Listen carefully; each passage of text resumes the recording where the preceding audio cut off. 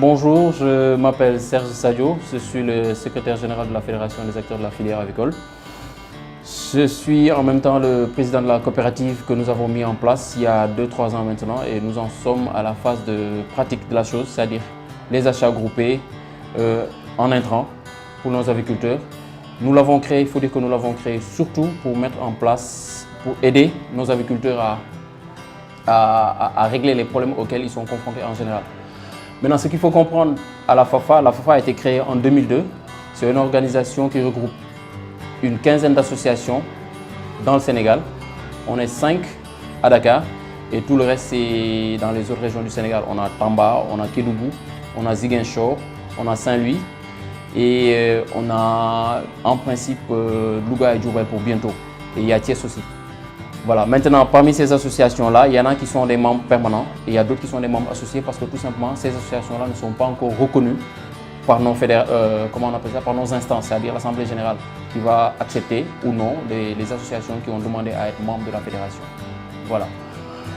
Maintenant, dans la FAFA, nous avons vu à travers les sollicitations de nos associations les problèmes auxquels les gens sont confrontés et c'est ça qui nous a poussé à régler le problème de la coopérative, c'est-à-dire mettre en place une coopérative pour pouvoir régler les problèmes auxquels les aviculteurs sont confrontés, c'est-à-dire les achats groupés, parce que quand on achète groupé, ça nous coûtera moins cher, les intrants, c'est-à-dire le poussin, l'aliment et les produits vétérinaires.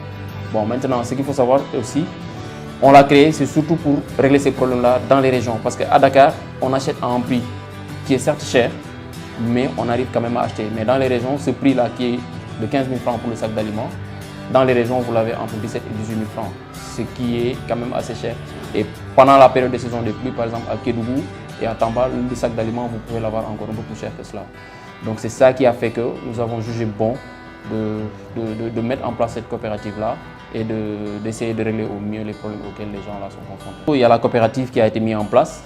Il y a aussi le week-end du poulet qu'on organise pratiquement tous les 2 ans, dont la dernière édition a été celle qui a été organisée en 2016. On l'a organisée dans les locaux du centre culturel d'Outasek. Et c'est une manifestation qu'on organise dans le but de mettre en relation les aviculteurs avec les professionnels du secteur, c'est-à-dire les industriels, les vétérinaires et même les fournisseurs de services, c'est-à-dire ceux qui vendent le matériel avicole. Donc il y a ça qui a été organisé. On a aussi aidé à organiser la dernière FIARA dont on a été des participants, la foire internationale pour les industries agroalimentaires, de l'agriculture et de l'élevage. Il y a aussi les manifestations qu'on a organisées pour pouvoir faire en sorte que l'État fasse en sorte d'arrêter tout ce qui est importation de volailles. Donc ça, c'était en 2005 et c'est ça qui nous a permis aussi aujourd'hui d'avoir, cette embellie-là de la filière qui fait qu'aujourd'hui pratiquement tout le monde élève des poulets de chair et fait des œufs aujourd'hui au Sénégal. Voilà, ça c'est à la faveur de cette interdiction-là d'importation de la viande de volaille venant de l'Europe. Donc ça c'est à la faveur de la grippe aviaire que le ministère aussi a aidé à faire, le ministère de l'élevage, je veux dire. Les améliorations à faire, il faut dire que c'est une filière qui est vraiment porteuse, c'est une filière qui génère beaucoup d'argent. Et en termes de production, aujourd'hui, on est à une 50aine de millions de poussins produits au Sénégal. L'aliment aussi, il n'est pas importé pour la majorité. Mais il faut dire qu'en termes d'avancée dans la filière, c'est qu'aujourd'hui, on produit plus et mieux que ça ne se faisait il y a 10 ans. L'autre chose, c'est que pour améliorer aussi la filière, il y a l'interprofession qui a été mise en place, l'interprofession avicole, je veux dire, qui regroupe tous les acteurs de la filière avicole. Et dans cette interprofession, aujourd'hui, la FAFA a la chance d'avoir comme président de l'interprofession un membre de la FAFA, le président Mbodj, je veux citer. Et aujourd'hui, l'interprofession est en train de travailler à mettre en place tout ce qui est texte et loi pour faire en sorte que cette filière-là soit plus reconnue, parce que cette filière-là aussi génère beaucoup d'argent et génère beaucoup d'activités. Bon, Serge, en tant qu'aviculteur, il faut dire que j'y suis arrivé après une licence en banque, finance, assurance à l'INSUT. Donc, en le faisant, j'alliais en même temps l'élevage et les coûts. Et bon, j'y suis arrivé, comme on dit, hein, l'appétit vient en mangeant. J'ai commencé à vendre dans mon entourage et après, comme on dit, c'est aller tout seul. De fil en aiguille, j'ai vu que par exemple dans la zone où je suis, il n'y a pas de service par exemple pour la plumaison. Je me suis lancé et j'ai commencé à plumer pour les gens qui sont dans la zone de Pikine et ses environs. Donc aujourd'hui, ce que nous faisons, ce que Serge fait particulièrement, c'est plus dans la transformation. Nous, dans le jargon des agriculteurs, on nous appelle les transformateurs parce que tout simplement, les gens nous amènent le poulet et on le plume à la machine et on le leur rend. Ça dépend. Moi maintenant, j'essaie d'améliorer un tout petit peu en prenant les poulets, en finissant de les plumer et ensuite on les emballe avec le film en cellophane et puis on rend à nos clients. Ça donne de la valeur ajoutée au poulet.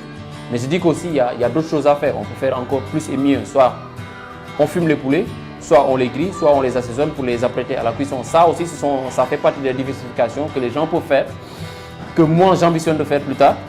Mais il faut reconnaître aussi ce qui est difficile dans cette histoire-là, c'est que vous n'avez pas de soutien derrière. Si vous ne mettez pas vos propres billes, vous avez rarement l'appui des banques.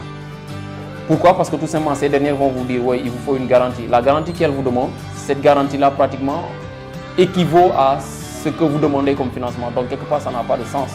Donc du coup, on préfère aller tout doucement, mais sûrement avec nos maigres ressources. Donc c'est par là que je voulais terminer peut-être et dire bienvenue aux jeunes qui veulent se lancer dans l'agriculture, mais surtout, prenez le temps de vous former, c'est important. En toute chose, il faut de l'apprentissage, il faut apprendre. Au besoin, si vous devez sortir du pays, apprendre. Au besoin, vous rapprocher des gens qui connaissent. Les vétérinaires sont là pour ça. La quota vie, elle est là aussi pour ça. Et puis, je pense qu'il faut échanger avec ces gens-là. Un mot pour Sénagriculture. Je pense que c'est un projet, c'est une idée, c'est quelque chose qui est venu à son heure. Parce qu'aujourd'hui, on n'a pas de plateforme pour nous, aviculteurs, pour nous, agriculteurs, nous qui sommes dans l'élevage en général.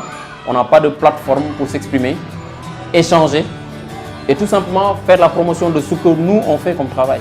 C'est important parce qu'on a quelque part notre part dans ce qu'on appelle le plan Sénégal émergent. Encore qu'il faut qu'on nous connaisse, que les gens puissent, les bailleurs, les gens qui ont l'argent puissent venir se rapprocher de la base et financer ces gens-là, puisque ces gens-là sont réellement dans la pratique. Voilà. Encore félicitations pour Sénagriculture et j'espère que ce n'est pas notre dernier rendez-vous. Voilà.